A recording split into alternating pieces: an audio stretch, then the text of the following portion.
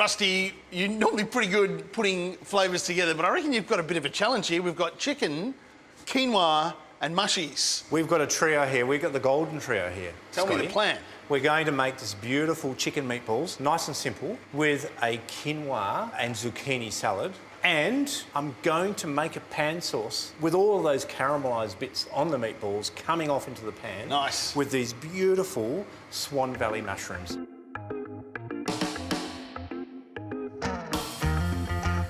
Look at these little pink oysters. They are something else, aren't they? You know you can eat these raw? Yes, you can. You know, I buy these at my local farmer's market every weekend. I love the fact that you used to only be able to get these mushies at the back door of the restaurant. They really were a specialist product. But now, with the advent of farmers markets... Every person can get them. Everyone can get them. Righto, what are we doing? Let's cook the quinoa. Right. Pan on the stove. Bingo. I've washed the quinoa.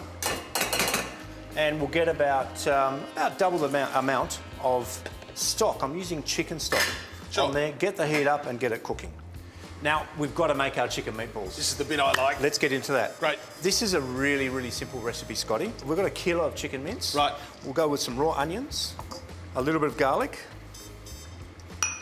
I've got some beautiful, check that out, that's fresh oregano out of my garden. Some chopped oregano.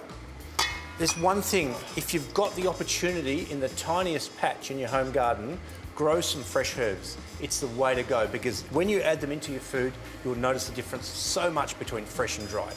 Let's get an egg in there. Yep. Salt, about 20 grams. A good grind of black pepper.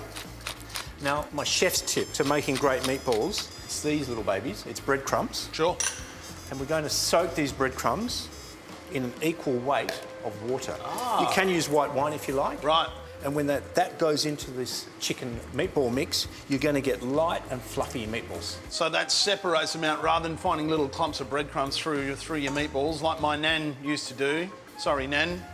You were a good cook, but wasn't a big fan of your meatballs. Tough meatballs? Tough meatballs. Oh, come on. We've got to combine all that together. It's the simplest recipe. And in fact, if you've got clean hands, I might get you to help me. I'm ready. Roll them out.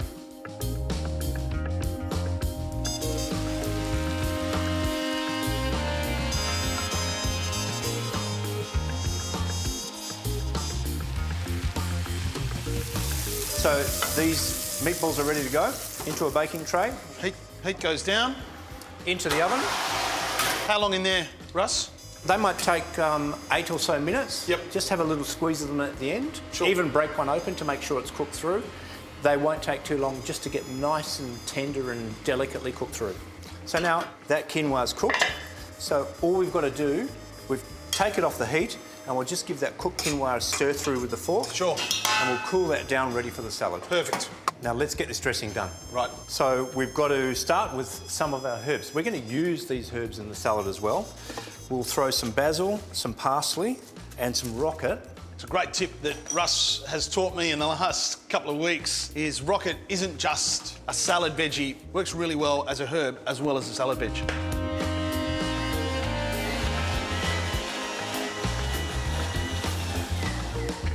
Okay, we've got the dressing done. We've finished the quinoa. Sure. It's cooled down. We'll get it into our serving bowl. It's such a great option, isn't it? Quite often with meatballs, you see that pasta option or even polenta. So, I mean, what a fantastic gluten-free option for people to get stuck into. So we've actually shaved up some shallot, but I've washed it in the water. You know my golden tip with taking that acidity out of those these onions and shallots? Give it a little wash in water, and that gives it a really nice, delicate flavour. Now, we'll get the dressing over the top. Oh, look at that colour. That looks amazing.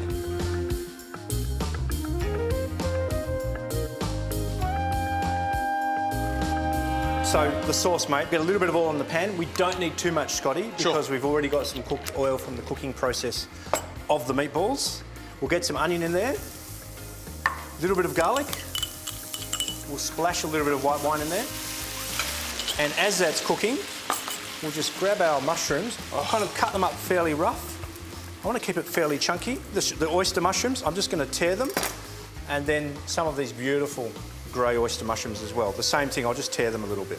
Now you notice that pan, that white wine has evaporated away. Yeah, it's gone really quick, isn't it? And now it's ready for the cream. We've got to get the cream in the pan. A nice dollop of cream. In go the mushrooms. maybe just a tiniest bit of parsley. Yep.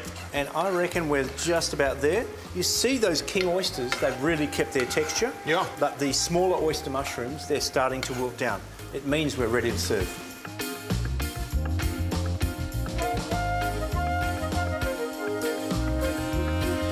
That's the dish. We've got the salad. Let's eat.